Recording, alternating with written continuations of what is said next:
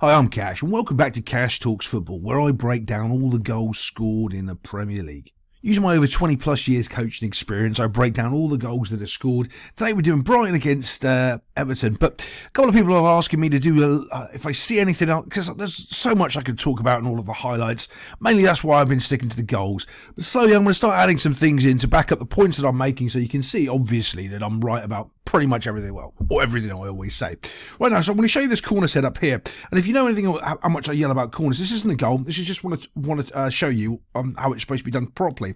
Look, you can see little dinosaur hands, Jordan Pickford's there covering the front of the goal, and you can see someone is on the back post. Oh, look, it's like Cash says this every time that someone scores a bloody corner because the goalkeeper's gone up too far, exposing the back post. But you can see they've done that properly here. Now, not only have they done that properly, you can see what Brighton are doing as a team.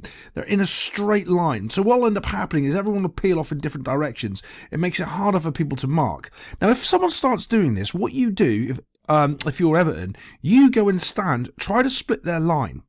Okay, and so you're marking someone. So, for instance, you're marking, let's get rid of these lines so I can show you.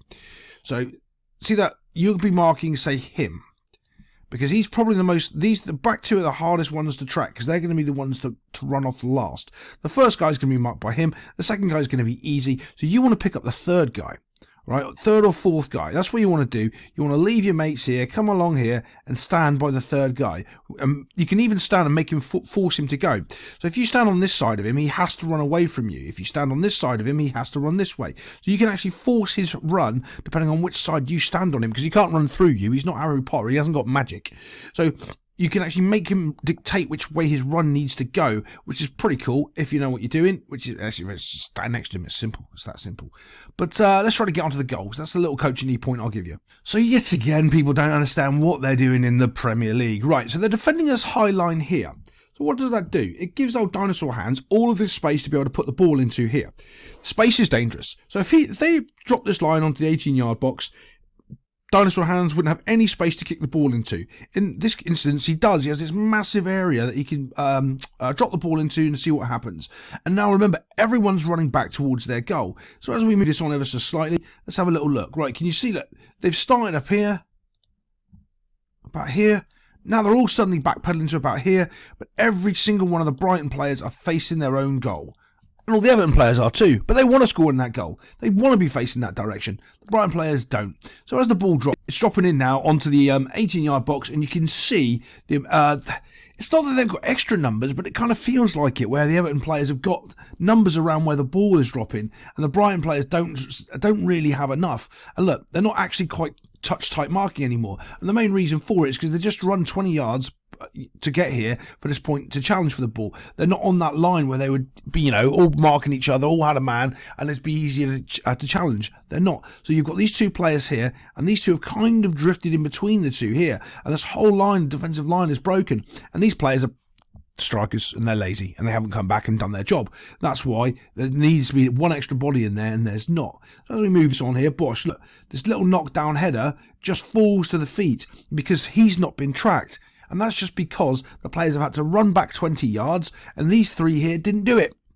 Because what happens when you have to, something is changing in football, something is a little bit different. Set pieces are set pieces, you've got your roles and responsibilities. But when you change it just a little bit, people forget to do their job. Someone forgets to do their job. It's probably one of these two, not necessarily him, one of these two. And all of a sudden, the ball drops to his feet, takes a touch out. These guys can't tackle because they were too busy trying to challenge for the header and running backwards because they left that 20-yard space, again in the Premier League.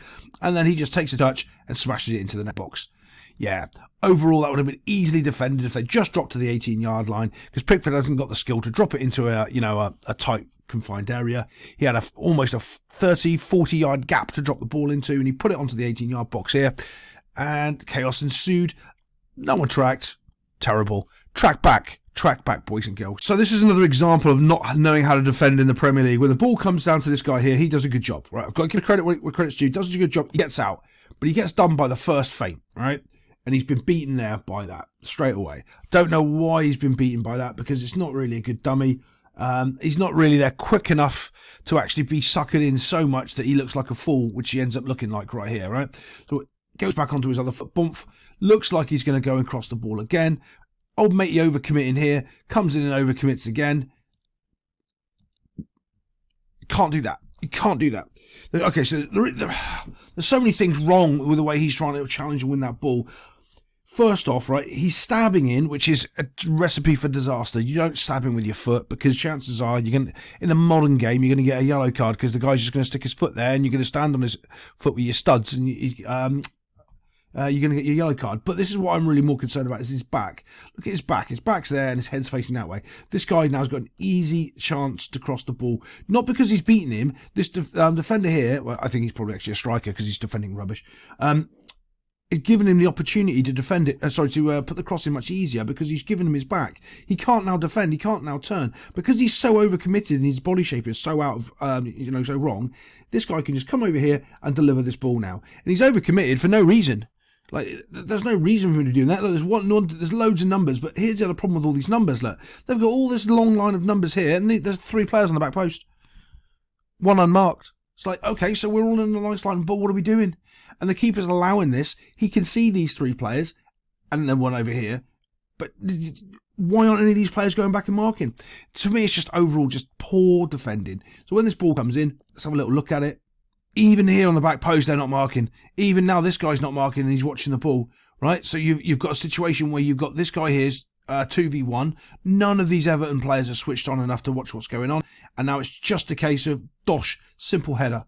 It shouldn't be that easy. They don't have numbers on there. It's just all over. It's rubbish defending from Everton. They need to be doing better. Terrible. I'll see you next time on Cash Yells at Premier League Players.